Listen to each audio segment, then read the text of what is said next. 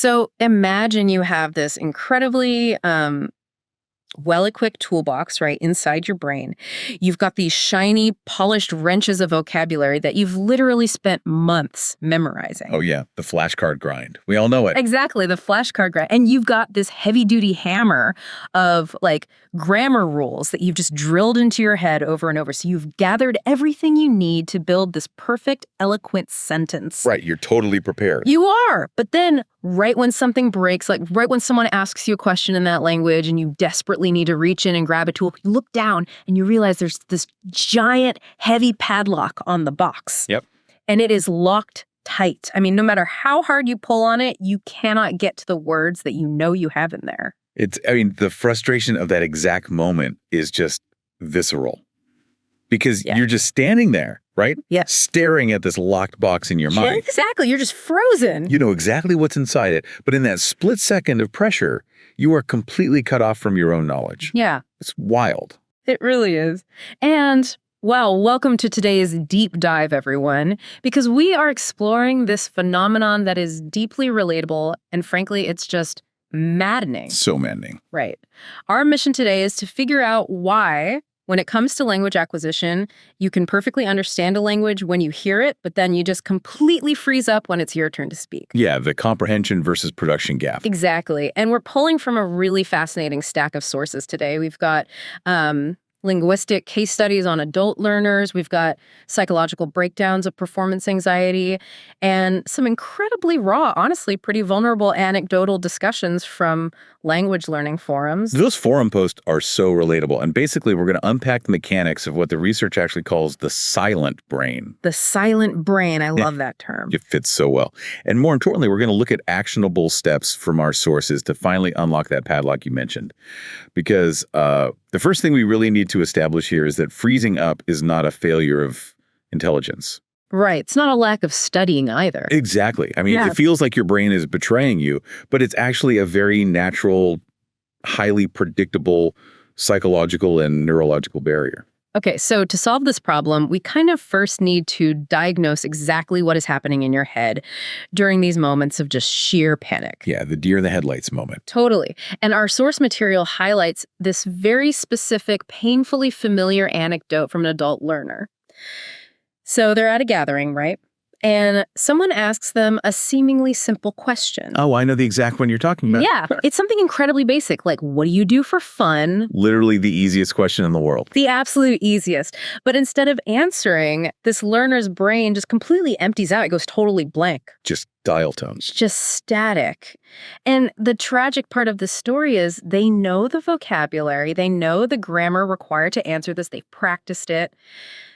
But nothing comes out of their mouth. They just stare. Yeah, it's agonizing to even think about.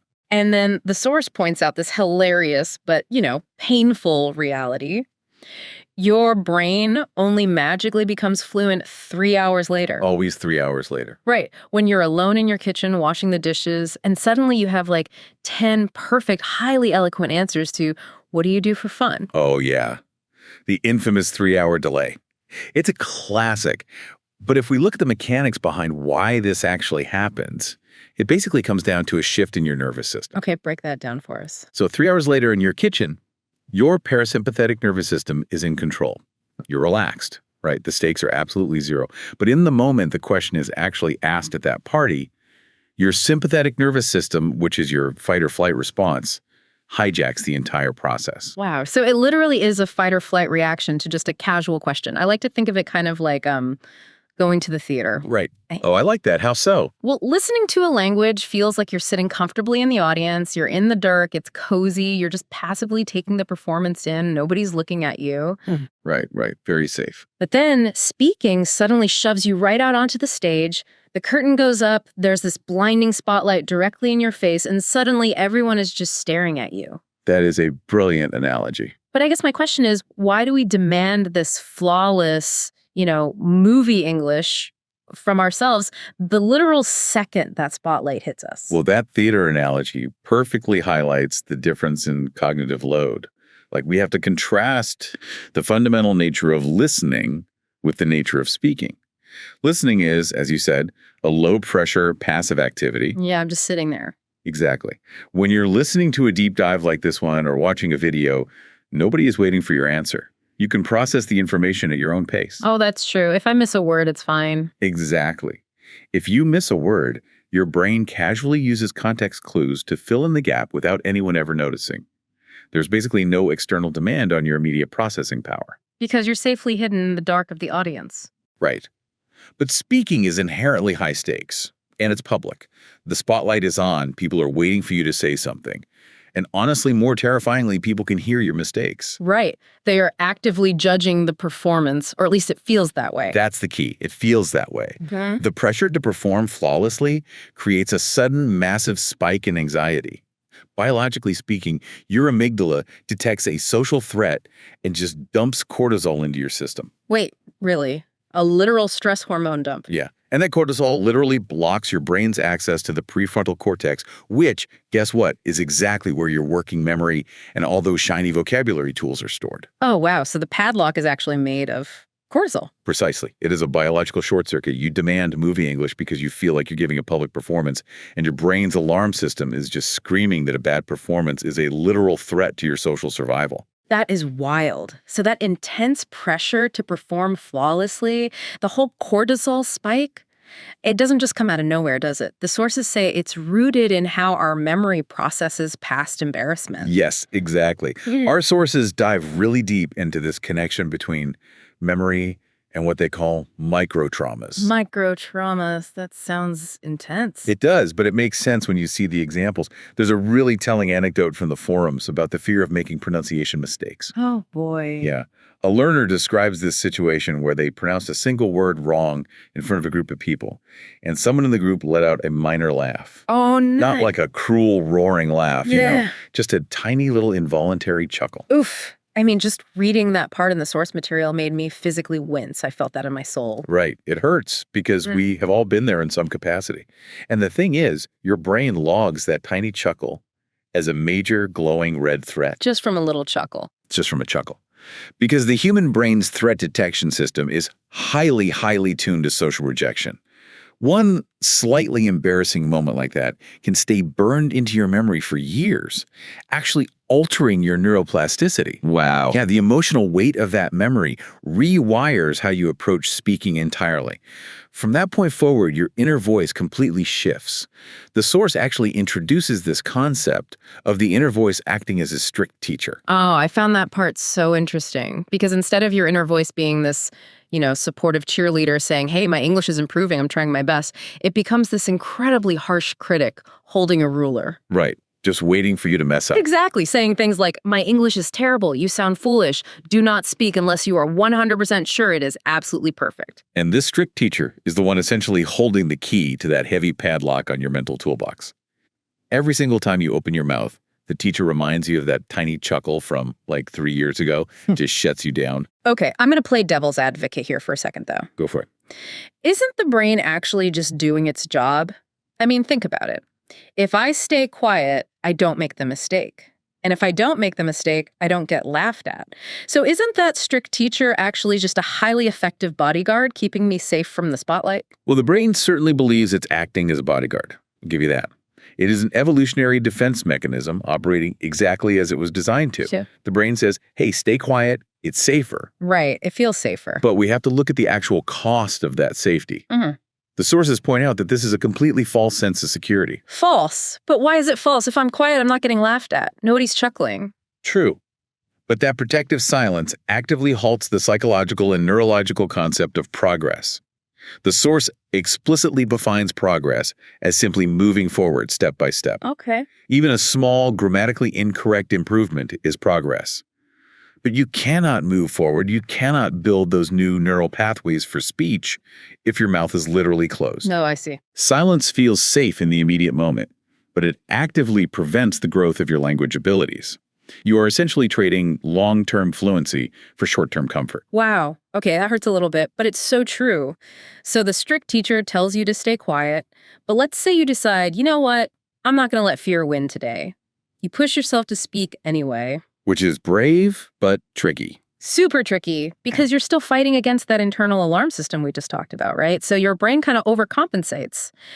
Which leads us right into the next massive hurdle outlined in the research, which is overthinking. Oh man, overthinking. It is the trap that catches almost every single learner who is trying to break out of their silent phase. Yeah, I feel like overthinking is just a human condition at this point. Oh, absolutely. Right. But the source defines it really clearly in this context.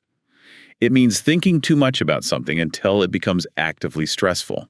It acts as a cognitive bottleneck. Right. I mean, I overthink what I'm going to say at the grocery store in my native language, let alone trying to do it in a second one while under pressure. We all fall into it. But in language learning, that cognitive bottleneck manifests in a very specific, recognizable way. The source highlights this great example of a learner standing there, the spotlight is fully on them, and they are trying to build this giant, complicated sentence in their head. Oh, the example sentence in the source was hilarious. It was. Instead of saying something natural, they tried to deploy this massive formal structure. I have been attempting to improve my communication abilities. Which sounds like they were drafting a legally binding contract. Right. When all they really needed to communicate was just, I want to speak better? Exactly. But they're doing that because they're trying to prove their competence to that strict inner teacher. They falsely equate complex structures with fluency. Oh, that makes sense. Think about what that actually does to your brain, though. It's like, okay, imagine you're an architect, right? Okay, an architect. And it starts raining, so you need to provide some quick shelter. But instead of just, popping up a simple functional tent, you try to build a massive, incredibly ornate mansion right there on the spot. Oh, that's a great way to put it. By the time you've drawn up the blueprints and poured the foundation, everyone has already walked away, or you're all just completely stoked. That is exactly what happens. And if we apply that to the working memory we talked about earlier, building a mansion in a downpour completely floods your mental RAM. Your RAM just crashes. Literally. Your working memory is kind of like a tiny little workbench. If you put too many complex blueprints on it, like advanced tenses, multi-clause structures, obscure vocabulary words, everything just falls off the bench. And then you freeze. You freeze. The source makes a really profound, somewhat counterintuitive point here to solve this, they say.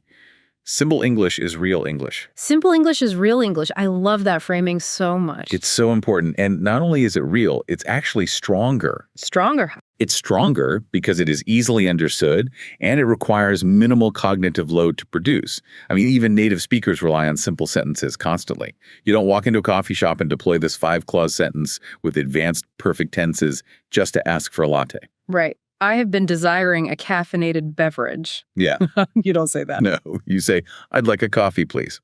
Language is a communication tool, not a performance show. That is the core shift right there. A tool, not a performance. Because if we treat it like a performance, we overload the RAM. So, okay, let's recap where we are. We know we have this fear of the spotlight and that awful cortisol spike. Yep, the alarm system. We have the strict teacher inner voice that was born from those past microtraumas. And we have this terrible habit of overloading our working memory by trying to build mansions instead of tents. That's the trifecta of the silent brain. Right. So how do we actually practically rewire our brains in real-time conversations to get past all of this? This is the best part of the source material, honestly. It provides some incredibly actionable strategies designed specifically to build confidence. And they define confidence simply as believing in yourself by manually lowering your cognitive load. Manual override. I like it. Yeah, exactly. There are 3 specific tactical approaches you can use to basically bypass that strict teacher. Let's get right into them. The first tactic is using what the sources call reaction phrases. Yes. Reaction phrases are these tiny, almost automatic responses, just short little bursts like, really? No way, or that's interesting. Okay, wait, I actually have to push back on this one a little bit. Sure. What's the issue? Well, if I'm already terrified of speaking and I'm feeling insecure about my abilities, won't tossing out filler words like, no way, just make me sound like I don't really know what I'm talking about? Isn't that just kind of faking it? It might feel like saying it to you internally, but neurologically, it is a highly effective stalling tactic. A stalling tactic. Yeah. It keeps the conversation flowing naturally while buying your brain some crucial processing time. Think back to that cortisol spike in the flooded working memory workbench. Okay. When someone speaks to you, your hippocampus actually needs a second or two to fetch the vocabulary and the grammar you need to formulate a reply. If you just stand there in total silence trying to fetch the words, the panic sets in. And the strict teacher wakes up. Exactly. Yeah. But if you immediately toss out a quick, that's interesting, you have just bought yourself 3 entire seconds of grace. Oh, wow. It's quite literally a buffer loading screen for your brain. A loading screen. That's a perfect way to describe it. Like when a computer shows that little spinning wheel so you don't think it's crashed, but the other person, they don't know it's a loading screen. They just think you're actively engaged in what they're saying. That is exactly the mechanism at play. It's called cognitive offloading. You're participating, the other person feels heard and validated, and your background mental processes have the time they desperately need to retrieve the actual tools from the box. That makes a ton of sense when you look at it as a processing buffer instead of just faking it. Okay, so the second strategy builds on this one, right? The sources call them ready phrases. Yeah, ready phrases take that cognitive offloading a step further.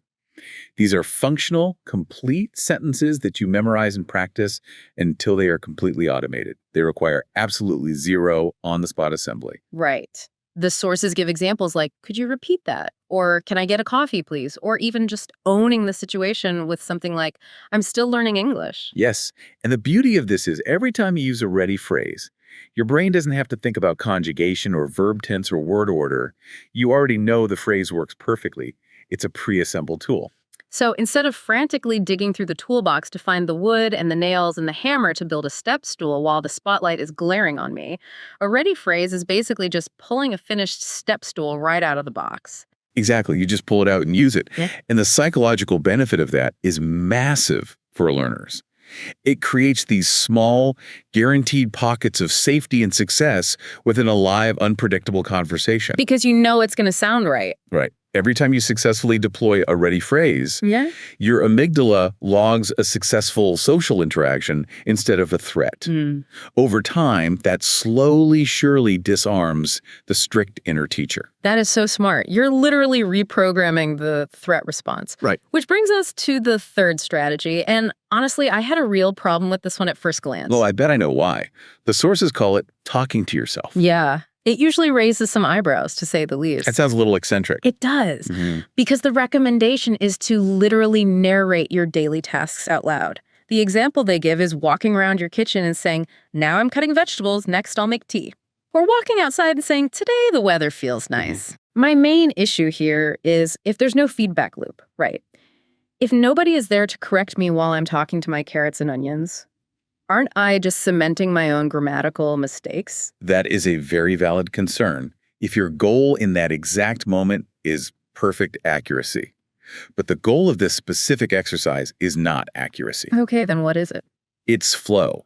It is about lowering the activation energy required to speak at all. Yeah. By narrating these simple actions, you are getting your physical mouth used to the actual act of forming the words. Yeah. You're connecting a thought directly to vocalized speech. Ah, I see. So it's essentially a zero-stakes rehearsal strategy. You're on the stage, but the theater is completely empty. That's the magic of it.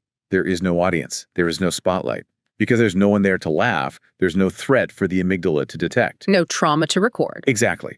You are building the physical neurological habit of speaking without ever waking up the strict teacher. The padlock stays off because the brain just doesn't feel the need to lock it. That is fascinating. And all 3 of these strategies, the reaction phrases, the ready phrases, and talking to yourself, they all serve the exact same underlying biological purpose. They lower your cognitive load. They bypass the bottleneck. Yep.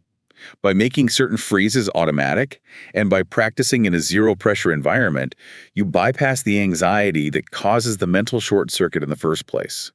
You allow your mouth and your brain to finally sync up little by little. You're basically sneaking past the strict teacher while they're asleep at the desk.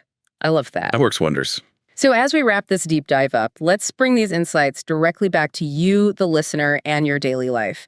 Because overcoming the super frustrating gap between understanding everything perfectly and speaking absolutely nothing, it isn't about suddenly waking up with flawless grammar. It's really not. It's not about memorizing more flashcards or forcing more, complicated blueprints onto your mental workbench. It is about a fundamental shift in your relationship with the language itself. You have to deliberately lower the stakes you've set for yourself. You have to step off the stage. Stop treating every single conversation like it's a Broadway performance. Embrace the power of a simple sentence. Like we said, build the tent. Do not worry about the mansion. Use your reaction phrases to give your brain a loading screen. Yes. And above all, you have to fire that strict teacher in your head. Just be kind to yourself. The ultimate takeaway from our sources today is honestly incredibly freeing. You do not need perfect English to start speaking. You literally just need the courage to say one small, simple sentence. Because every single small sentence, no matter how clunky or imperfect it feels, is progress. And progress, as the source reminded us, is just moving forward step by step. But I want to leave you with a final lingering thought to kind of ponder on your own, a thought that builds on all the psychology we've dissected today. Let's hear it. We established that your brain wants to keep you quiet to protect you from making embarrassing mistakes, right? Yep. And we know that this protective silence actively halts your progress and prevents those new neural pathways from forming. So, if staying quiet to avoid mistakes is the very thing stopping you from growing, is it possible that true fluency isn't the absence of mistakes, but rather the willingness to make them loudly and proudly? Wow. That is a profound paradigm shift to take into your next conversation. I mean, what if the exact mistakes you are so terrified of making, the ones that your strict teacher is fiercely guarding you against, are actually the only real stepping stones to the fluency you desire? What if the only way to finally get that padlock off the toolbox is to just let yourself use the tools wrong a few times until your hands stop shaking? I think that's exactly what it takes. Thank you so much for joining us on this deep dive. We really hope this breakdown gives you the mental breathing room to keep exploring, keep learning, and keep stepping out of your comfort zone. Until next time, grab your tools and go build a tent.